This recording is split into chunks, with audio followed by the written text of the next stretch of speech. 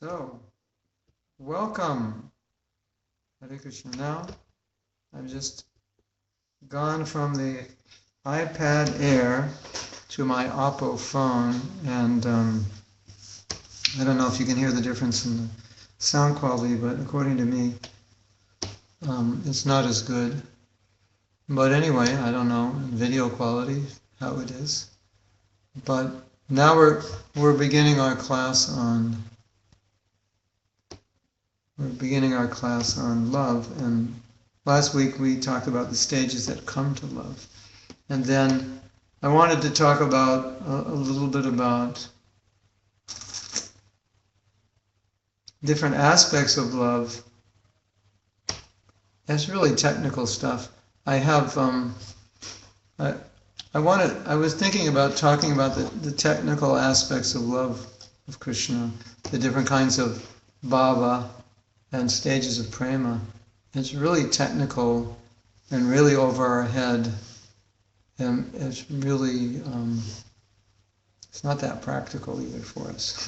And so I have this reluctance, in a sense, to talk about it, because I think it just becomes theoretical information. And there's a side of me that says that I've been telling you, well, if you know about it, you see how deep that love is, then you get some understanding of what love of Krishna is, because it's so unlike love of this world. And even though you don't understand it, then at least you understand that there's something very deep. And so I think rather than get into it in extreme detail, we can get into it in various ways, and just a little bit, just so you understand. We say, what is love, and just this conception of love that we have is so it's just so materially conditioned by romantic conceptions of love. And Krishna Lila also, it looks very romantic, but just for example, the intensity of love of Krishna's servant is millions of times more intense than the love of male and female, and the love of male and female in this world is the most intense form of love. But the love that Krishna has with his friends, that friends have for Krishna, is millions of times more intense than the most intense forms of love in this world. So we understand it's a different category. So how do these stages of love manifest? One of the ways they manifest is in extremely intense emotion, and those emotions evolving into stages of ecstasy, which are manifested in external symptoms, in which a person may belch and roll on the ground and cry, the hair stand on end, palpitations, the voice chokes, with all these really intense emotional symptoms. And in material love, you might see some traces of that in the beginning. You see somebody beautiful and your heart beats, or they go away and you cry. But these are symptoms which are there quite regularly and intensely, and they increase as that love continues. So one of the dominant features of love of Krishna, which you don't find in the material world, is that love that's always increasing. And as we know, love in the material world, it kind of plateaus. It hits a point where it levels out. And it becomes more of kind of like a steady affection and attachment. Whereas on the spiritual level, that love is intensifying all the time. And the emotions intensify. And, we could read a little bit about it. It's, the more I read about it, the less I want to read it to you. Because it's like, what's that mean? What's that about? Anyway, let me explain a little bit. There are different kinds of bhava. Bhava is as we said, Bhava is the stage, preliminary stage of love of God. It's the first phase of the sun. And there are different stages of Bhava. And sometimes Bhava is described as emotion.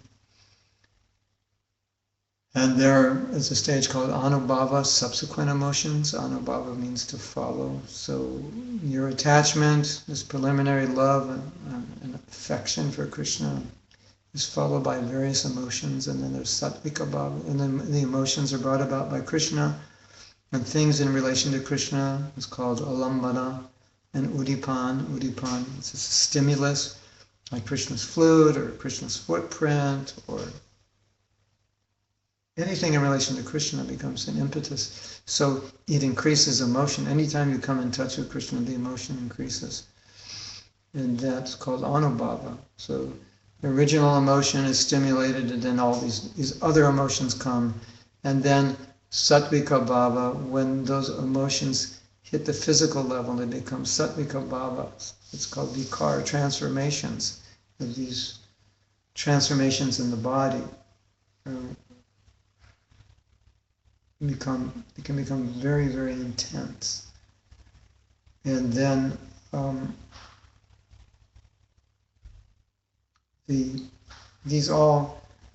all these things, they foster rasa, and rasa means relationship, your relationship with Krishna. All these ecstasies foster the rasa. Yeah, I want to go find what I was reading. It's like I don't even know where to start. It's like there's so much. Maybe I'll read a little bit just to give you a taste. See, what Bhaktivinoda Thakur did is he categorized love. Okay, let's just, okay. This is a story, it's called Jaiva Dharma. It's a novel, and there's a discussion about Bhava. So it's the philosophy is not novel, that's not fiction. Philosophy is true, but it's a novel. So it comes in the story. So the question is asked. Vibhava, Anubhava, and Sattvika Bhava are now clearer to us than ever. So Vibhava is what stimulates the emotion, and Anubhava is the emotions that follow after that stimulation. And Sattvika Bhava is those emotions when they hit the physical level. So it was described in detail how it all works. It's like this love is being analyzed. It's like, Nectar Devotion is like a PhD on what is love. What is transcendental love? So transcendental love is very deep, and you can analyze it. So, say, what's the truth about love? The truth about love is that these symptoms of love you don't find materially. And that's why, as we said many times, Prabhupada said there's no love in this world. This kind of love doesn't exist. So now, he's asking, we have understood the difference between Anubhava and Sattvika Bhava. So Sattvika Bhava is the ecstasies that manifest in the body, and Anubhava are the emotions that are stimulated by coming in touch with Krishna and things in relation to Krishna. And now, kindly explain to us Samara Samagri Bhava, which is known as Vyabhichari Bhava. So now, there's another kind of bhava, it's called aggressive ecstasy. So I'm just going to read this just so you can hear it. You don't have to understand it. All I want you to understand is that it's like amazing. And that's all you need to understand. So we can say, maybe just feel it more than hear it with your head. Feel it with your heart. Goswami is the guru. All in all, there are 33 Vyabhichari Bhavas. V means specifically, Abhi means towards, and Chari means moving. They are called Vyabhichari Bhavas because they specifically move towards and nourish Sthayi Bhava. Sthayi Bhava means your relationship. If you're in Shantaras or Dasya, or you're in Vatsalya, or you're in parental affection, or you're in conjugal rasa. That's called sthayi bhava. Sthayi means permanent. So what's your permanent emotions? Are you a friend? Are you a servant? Are you a parental? Are you sakyaras, friend, parental, vatsalya? Are you in madhurya, conjugal? That's called sthayi bhava, your permanent relationship. So here it says, vyabhichari bhava means moving towards these bhavas, emotions that are moving towards, and it means they're nourishing your relationship with your sthayi bhava, your permanent relationship. It's increasing it's increasing your friendship or your love as a mother or a lover or a servant. As they sancharita, travel through the body, mind, and words, they are also referred to as sanchari bhavas. Sancharita means they go through the body, mind, and words. So vyabhichari is sometimes known as sanchari. See, it's getting technical. I told you. Be prepared. I mean, if you like technical things, if you read Nectar Devotion, read the Chaitanya Charitamrita, these things are described. You can make charts out of this. They are waves that arise from the nectarian ocean of sthayi bhava. Sthayi bhava again is your relationship. Sthayi, fixed bhava, fixed emotion, causing it to swell before they return. 33 vyabhichari bhavas, bodily symptoms which manifest an ecstatic love are as follows. Now these are not sattvika bhavas. Sattvika bhavas are these choking and crying, these very intense physical emotions. Here are these are manifestations of ecstatic love, these bhavas. 1, I won't read the numbers. Indifference, moroseness, meekness, a feeling that one is in a faulty position, fatigue, madness, pride, doubt, shock, intense emotion, craziness, forgetfulness, disease, bewilderment, death, wow, laziness, invalidity, shame, concealment, remembrance, argument, contemplation, attention, forbearance, jubilation, eagerness, violence, anger, jealousy, impudence, sleep, deep sleep, awakening. So now, here's your answer, Rama, here's your answer to the question, what is love? Here's 32 symptoms, 33 symptoms of love. And the interesting thing about these sanchari bhavas is that when these are manifest, these all give pleasure to Krishna. Now, isn't that interesting? These are manifestations of love, and so love is all about giving pleasure to Krishna, right? That's what love means. What will satisfy Krishna's senses, that's love. And so you might look and say, well, what is the function of these different feelings? These feelings are going through the body. They're all manifestations of love. And as they manifest, we were saying these things nourish the rasa, so it actually nourishes the relationship. The relationship with Krishna is nourished by these symptoms. Now, sometimes you might read pastimes in which the gopis, they're a little hard on Krishna, or they don't talk to him, or you'll find that they become angry with Krishna, especially Radharani, sometimes she becomes angry with Krishna.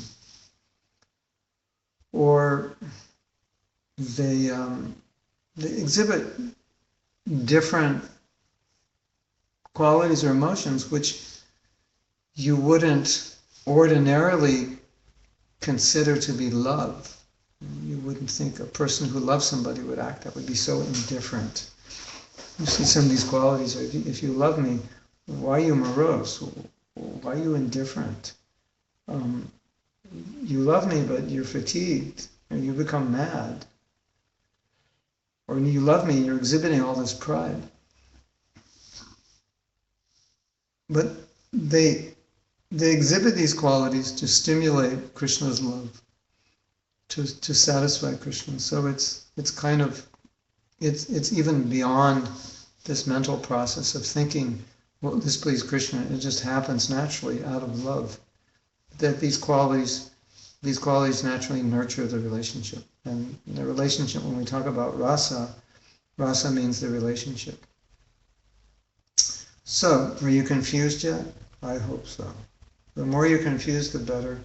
Because the more you're confused, then the more you'll understand that this love is so deep.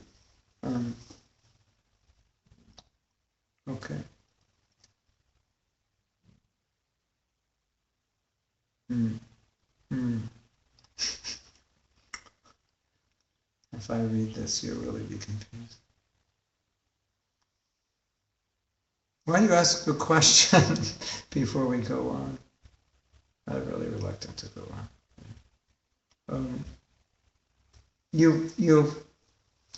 There's another stage. See, there's two stages. One is in bhava, which is preliminary love of God. And then there's prema, which is the attainment of love. It's pure. And then within prema, there are different stages. One is bhava. There's bhava in prema. And there's bhava as the stage before prema.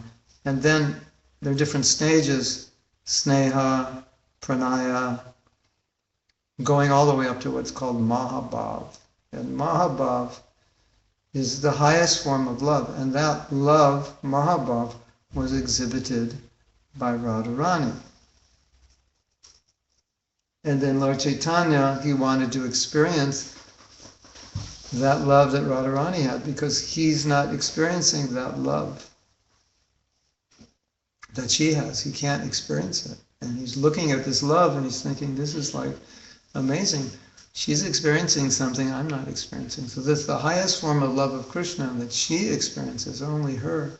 It's called Mahabhav. It's various stages of prema, sneha, pranaya, and then I forget the others. Bhava, bhava, sneha, pranaya, something, and then Mahabhav. So then Lord Chaitanya thinks, okay, I would like to experience that love that Radharani has. And I can't experience it unless I become a devotee. And I have to become a devotee in her mood. So in order to experience her love, I will come as Mahaprabhu in her mood. And therefore, Lord Chaitanya, he exhibited all these different forms of ecstasy because he was experiencing Mahabhav. And you can read about those ecstasies in Chaitanya Charitamrita. And they're amazing things that happen. Even his body became disconfigured in his ecstasy, and sometimes he would become unconscious and faint and experience extreme feelings of separation from Krishna, which is what Radharani felt. And the highest, Prabhupada taught us that the love reaches this highest point when the separation is most intense. And even sometimes we're taught in scripture that love gets, one of the most intense forms of love is when you're with your lover, but you're afraid you'll be separated. Isn't that interesting? This is like a whole science of what love is. So Mahaprabhu was experiencing that love. He came to experience it, so he's experiencing the love that Radharani felt in separation. Now, when we have Rath Yatra festival, and we all attend Rath Yatra is exhibiting this intense form of love. So the Jagannath temple represents Kurukshetra, and then in Jagannath Puri, you go all the way down the main road, and then for a week, Lord Jagannath stays in a temple called Gundicha, and Gundicha represents Vrindavan.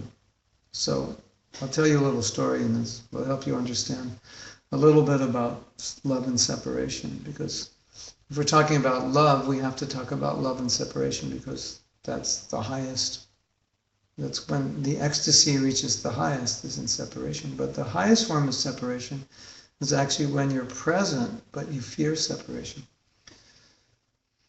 So Bhaktivinoda Thakur, he said that, I believe it was that he said that he would like to die in Kurukshetra, or he would like to be there, I think die.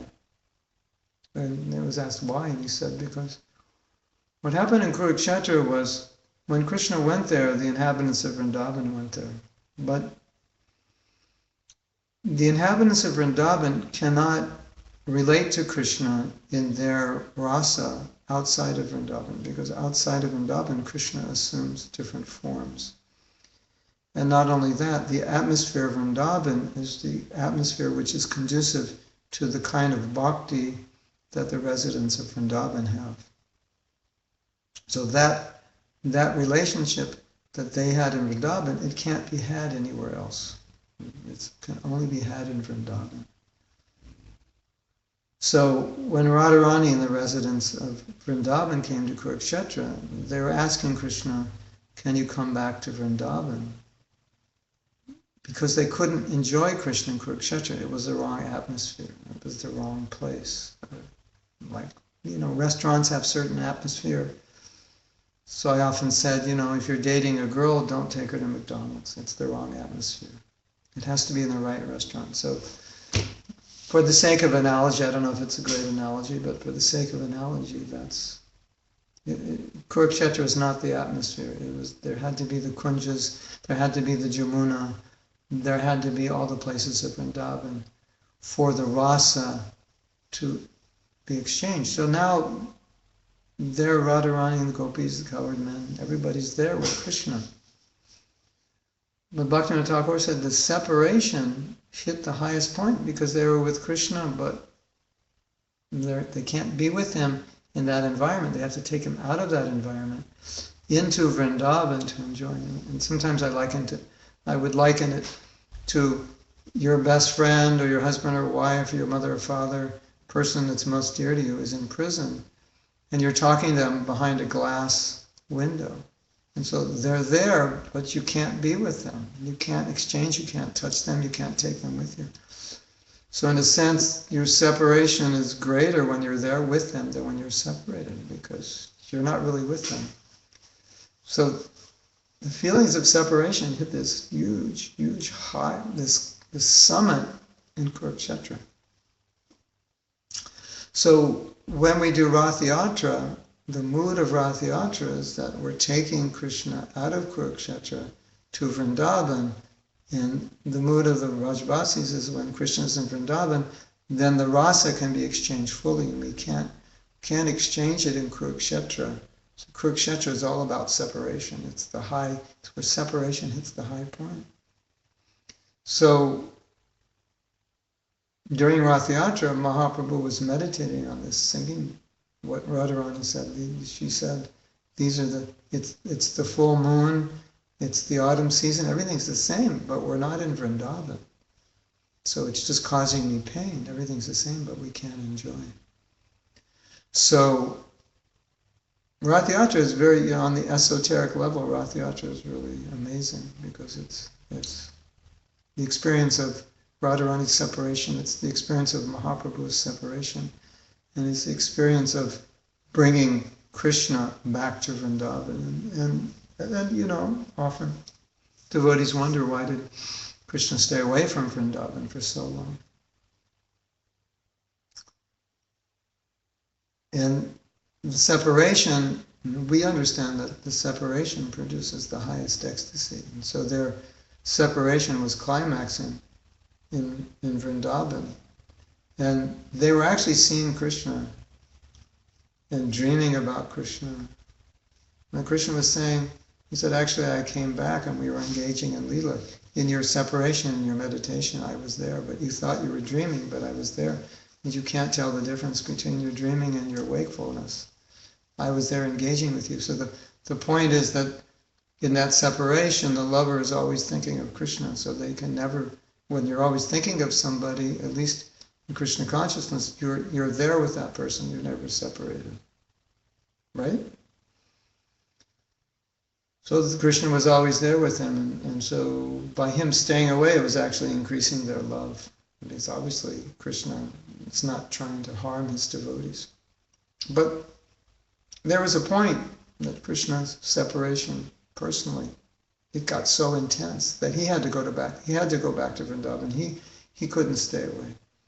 And so sometimes, you look at the inhabitants of Vrindavan and you think, well, Krishna, he stayed away. That seems like he's very hard-hearted.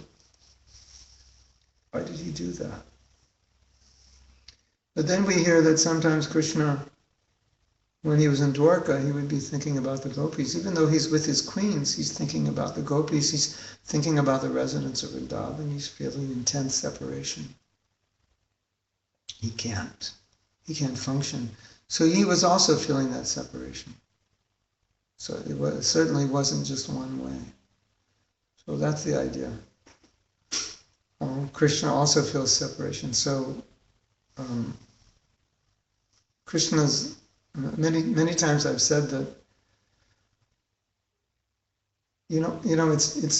it's sometimes difficult to understand Krishna's love, because in the material world it often seems like Krishna doesn't love us. He allows things to happen to us which that aren't really, they don't seem like something a father would do, or it doesn't seem like something that someone who loves you would allow to happen. Of course, a lot of times what's happening is that we're creating problems for ourselves, and then we think that Krishna has forsaken us. It's not like that. It's problems which are created for us, but by us. But in any case, we'd think, well, even if that's the case, if I made a mistake, we would think, well, if Krishna really loved me, he would take care of me, or he would prevent me from making that mistake, and so on. So sometimes horrible things happen in the material world, and we think, how is it that if Krishna loves me, he's allowing these things to happen? And on the other hand, I've said oftentimes, that Krishna, his whole interaction with the devotees, it's always based on love. Whatever he does from his side is to enhance the love. And so the love is in terms of relationship to him. And we might think of love in terms of external environment, that if someone loves you, they create an environment for you which is comfortable or pleasing. But from Krishna's perspective, he's creating an environment which pulls our heart to him. So everything Krishna does for the devotee is meant, if the devotee goes with it, to engage the devotee's heart in bringing it closer to Krishna. And in the liberated stage, you'll see that everything Krishna does, all the separation that he created from his friends, from his lovers, from his family, his parents, it was all actually to enhance, to increase the love. That's how Krishna functions. He can't do anything. Nothing's generated from passion or ignorance, or even goodness. Passion, ignorance, and goodness, then you do things out of spite, or you do things that might harm people, or do things to get back at people. But Krishna, he's the personification of love. So in exchange with his devotees, he can't do anything. It's not possible. He's only made of love. So everything he does increases their love. So even when it looks like he's forsaken them, whatever he's doing is creating rasa. Rasa means relationship. It's enhancing the relationship. That's how it works in Krishna Lila. So we need to understand that about Krishna, that whatever is going on, even if apparently the devotee seems to be forsaken, or Krishna is separated from the devotee, or devotees lamenting in that separation, it's Krishna bringing out more love from that devotee's heart. And like we'll see Radharani angry, or we'll see Radharani crying, or we'll see Radharani's fainting in separation. But what's happening is that externally it looks from our perspective like pain. But that pain is yielding the highest forms of ecstasy and love and attachment for Krishna. Or Krishna may do something and it will make Radharani angry. And that anger is increasing her love, and it's increasing his love. So there's nothing within that divine realm that is anything but love. That's all it is. It's just, it can't be anything else because that's all Krishna wants and that's all Krishna does. In this realm, it may look like it's not love, but still in relation to our lives, we should think that Krishna is also doing anything and everything that will awaken our love, that will endear him to us, that will bring him closer. That we may resist it, that's another thing. But Krishna can't do anything with his devotees that doesn't awaken their love. That's just what he does. That's who he is. Rashika Shikar, he's the summit of rasa. So even if you see sometimes Krishna appears to be unkind, he leaves the gopis, curbs their pride. He's with another gopi, Radharani becomes upset. In that divine realm, everything is a manifestation of affection. And we look at that divine realm and we think, well, how could he do that? That's not nice or not kind. There's no possibility of anything not being nice in that realm or not kind. Just like Prabhupada is saying, in this world there's no real love. In that world there's nothing but love. There can't be anything but love. There can't be anything but the highest degree of love. That's just what that transcendental energy, that's what it is. And so, however it looks like from our perspective, it's only the highest manifestation of love. Like Krishna is taking the garments of the gopis. And so if a boy does that in this world, that's very despicable. And it's not appreciated. And certainly doesn't seem to be a manifestation of love. But when Krishna does that for the gopis, you have to understand it's the highest form of love, and it endears them to him and him to them in the deepest way and in the most perfect way. That's just how Krishna operates. He can't do anything that doesn't perfectly enhance love. That whole realm is not made of anything other than love. And so when you study Krishna's pastimes, or when you read, I don't say study necessarily, but when you read Krishna's pastimes, if you read them from this perspective that everything that Krishna's doing with his devotees is a manifestation of his love, and love comes in the form of rasa, and rasa means to say churn the ocean of relationship, or churn the ocean of just increase the taste, increase the affection. Everything he does, the killing of every demon, every glance, every joke, everything that he does, it's all a manifestation of his love for his devotees, intended to arouse their love towards him. And so there's this exchange that goes on all the time, that Krishna is doing things to increase the love of his devotees, and the devotees are doing things to increase his love, and then that love is increasing eternally. And that's what Krishna is inviting us for. That's what he's inviting us into. And then here we are in this world, trying to exploit our bodies, our selfish desires, trying to find love, and there's no love in sense gratification, and we get completely frustrated. Because we're looking, every action, we're looking for love. And Krishna is fully reciprocating. He's giving us that love. And then we're looking for love in sense gratification, instead of looking for love in rasa in relation to him. And it's completely frustrating. And it's even more frustrating once you're a devotee. Because once you're a devotee, you know that sense gratification, there's no love in it. And you won't find, not only is there no love in it, but it takes you away from the love you could be giving to Krishna or getting from Krishna. So in a sense, it's doubly frustrating. So that's the predicament we're in the material world, that we want love, and that love is exchanged with Krishna, but we're trying to get love from material things and material relationships.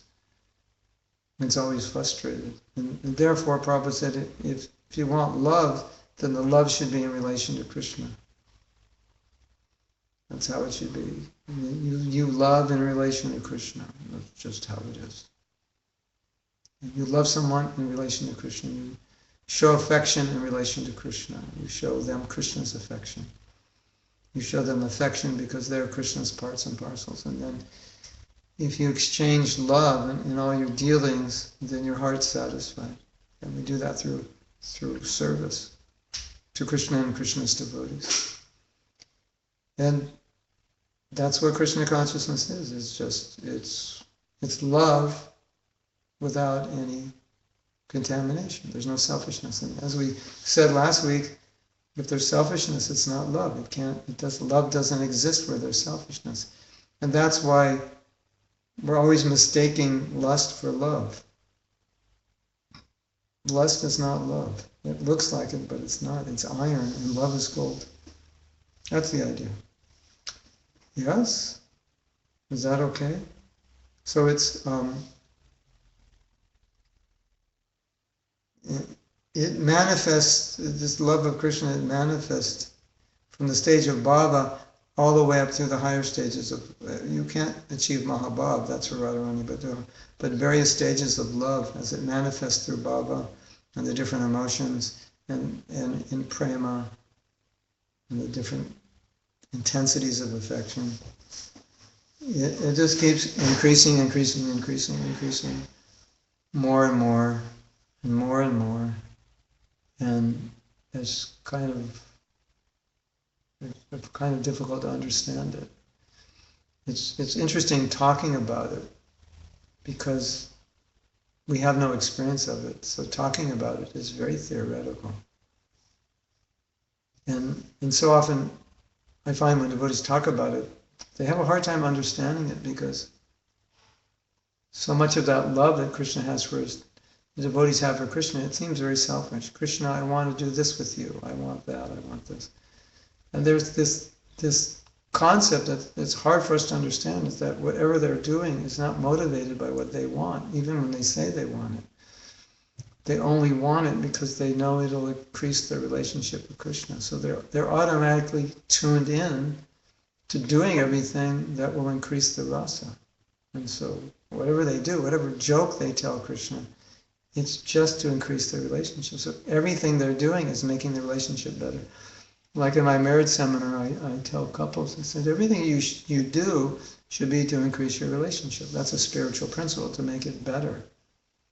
Don't do anything which makes the relationship worse. Just do everything which makes the relationship better. So everything that the gopis do, everything the cowherd boys, everything Mother Yasoda, everything Krishna's friends do, Krishna's servants do, they would never do anything which wouldn't increase their rasa, their relationship with Krishna. So even if it seems selfish, Krishna, I want you to kiss me. But they only want that because they know it will increase the relationship with Krishna, because they know that will give Krishna pleasure. If they get Krishna mad, it's to increase the rasa.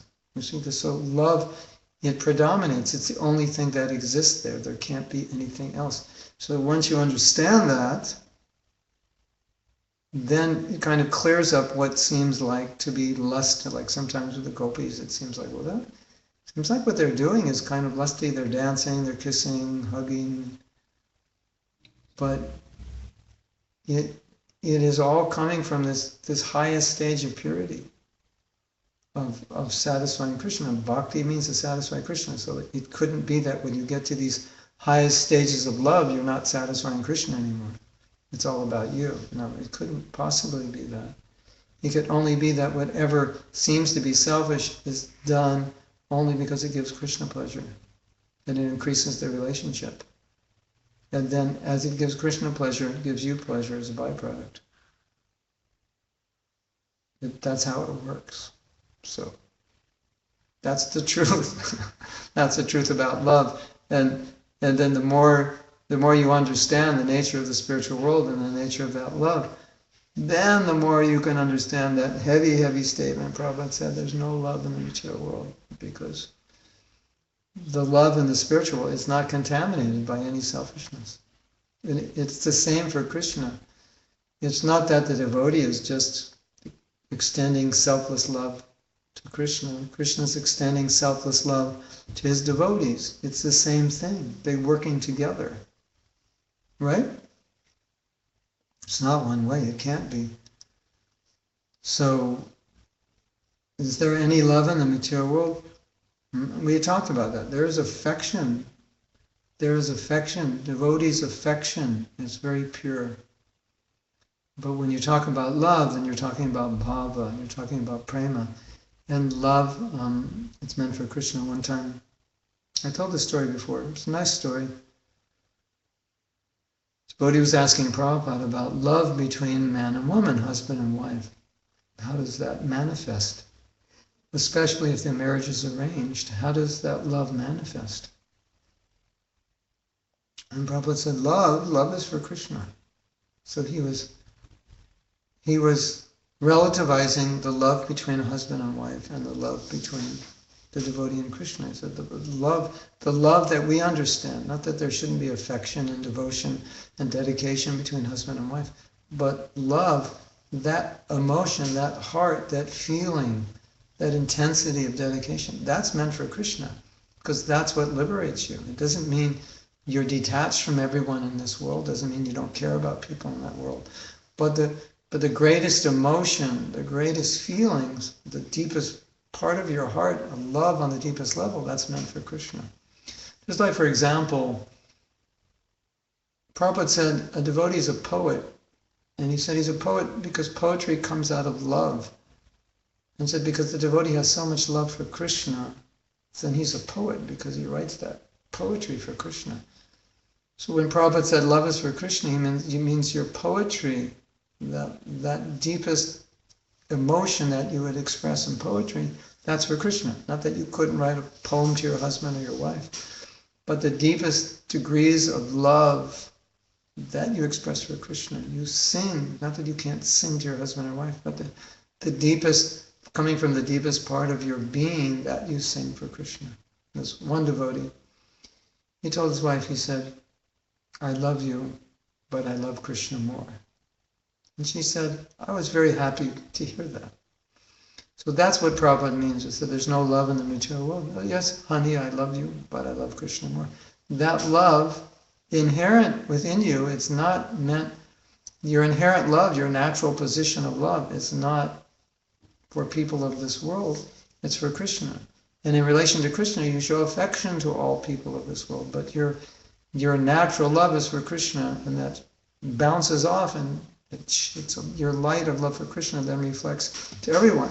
And so then we could say, and we do say, that you really can't love anybody if you don't love Krishna. So you say, but what about affection for my wife, my husband, my other devotees, my friends? Yeah, you can manifest that affection when you love. The more you love Krishna, which is what your love is meant for, the more you can love them. But your love is not meant for them independent of Krishna. That's not love, because love is your natural nature. Nitya Siddha Krishna Prema. Your eternal perfection is to love Krishna. That's who you are as a soul. That's what the soul is made of, love. That's what's there when you purify yourself of everything that covers you. It's just love comes out. Pure love, which then manifests in this world as pure compassion and pure affection for everyone. So naturally, as we discussed this before, that naturally there's going to be affection for devotees. There's going to be affection between husband and wife. If you're Krishna conscious and you don't have affection, that's something's wrong with you. That means you're not really Krishna conscious. You're just detached. That's. Prabhupada said, I was reading today. He said even when a husband takes sannyas, he said he should not take sannyas unless he looks after his wife. Even after he takes sannyas, he'll look after his wife. He'll take care of her. He'll make sure that she's taken care of. Prabhupada was even taking care of some of the widowed women himself. So it's not that we become detached with no affection. No, it's just the affection, it manifests in different ways. And sometimes it manifests in a way which under the material conception, we don't see it as affection. It doesn't look like affection to us, but it is. So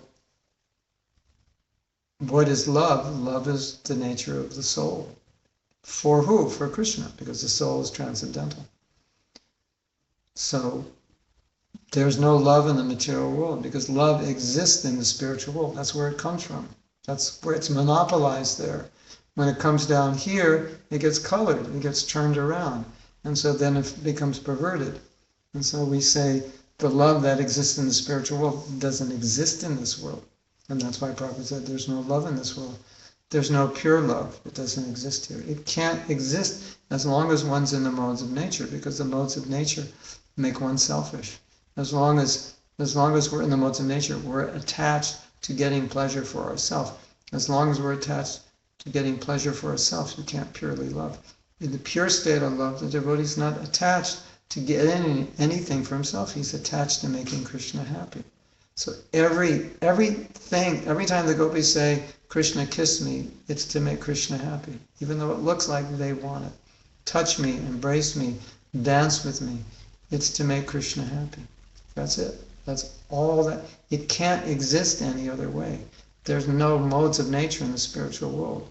So there can't be any selfishness in anything they do, even if it looks like it. So once we understand that, then we'll have an idea what it means, no love in the material world. So why don't we stop here?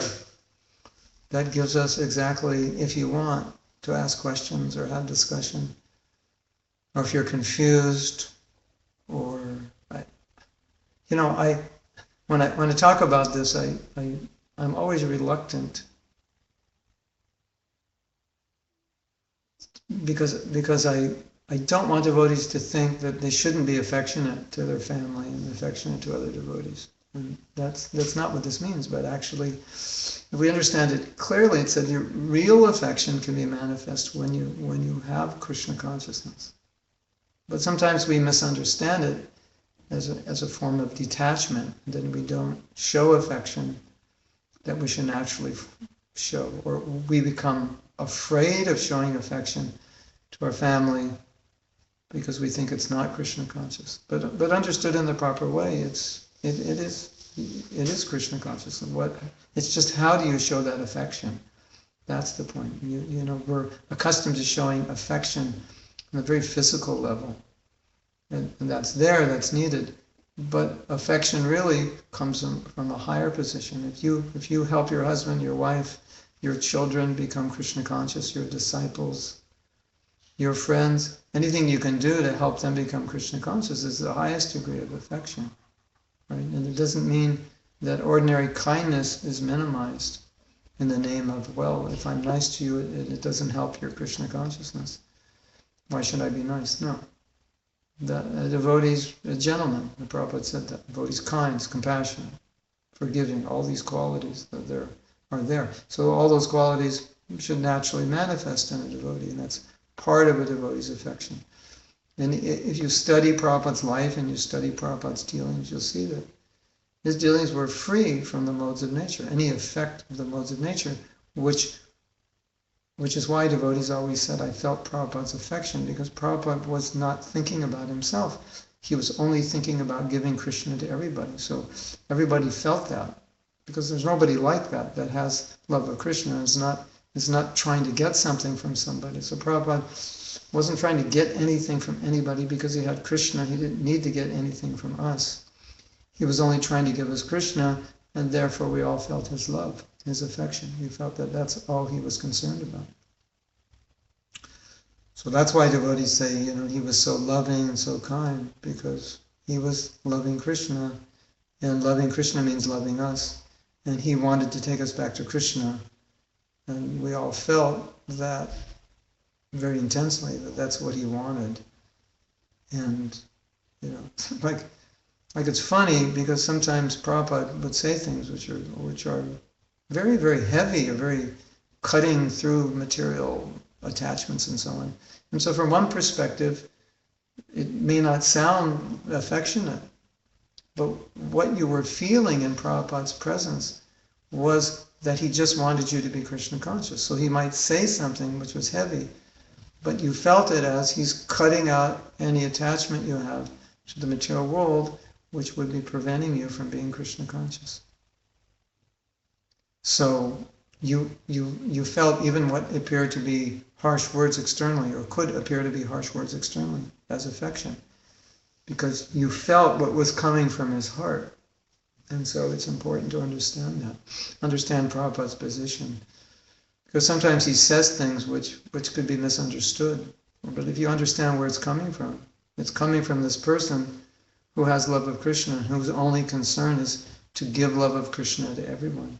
And so his only motive is to give us Krishna, and that's how he feels. And that's it. So he can't give anything but love, no matter what he does. That's all he can do. It's just like Krishna can only give love, Prabhupada can only give love, the pure devotees can only give love, because that's all they have. They don't have lust and greed, so they can only give love. So everything Prabhupada did is a manifestation of his love, and that's how disciples always feel. They feel the affection of their guru, because the guru is always thinking of the welfare of the disciple, even if the instruction is difficult or hard. So that's how we understand. Okay, is that okay? Ladies and gentlemen, Prabhus, I was just reading an article about, well, sometimes Prabhupada called women Prabhus. So if I say, is that okay, Prabhus, that means I'm referring to everyone. I'm not minimizing the women. So, now, you're all sitting there late at night in Australia, tired. I know you're tired. You're not asking any questions. You're thinking, when is the class going to be over? I'm tired. I need to go to sleep. We're celebrating Bhaktivinoda Thakur's disappearance day today. Here, we're in Cologne, where I guess they make cologne. And we're going to find out about that. We're going to find out about perfume later. Here with my family, there's a perfume museum, so I can tell you next time all about everything you want to know about perfume. And today is Bhaktivinoda Thakur's disappearance day. And we'll say something about his love because we have a few minutes. And he wrote 100 books. Why did he write 100 books? It's very difficult to write books. It takes a lot of time. And he is a busy man. He had a big family. Why would he make time to write books? A great sacrifice. And he sacrificed his sleep because of his love for the conditioned souls, which manifested as his love for Krishna. That's why he did it.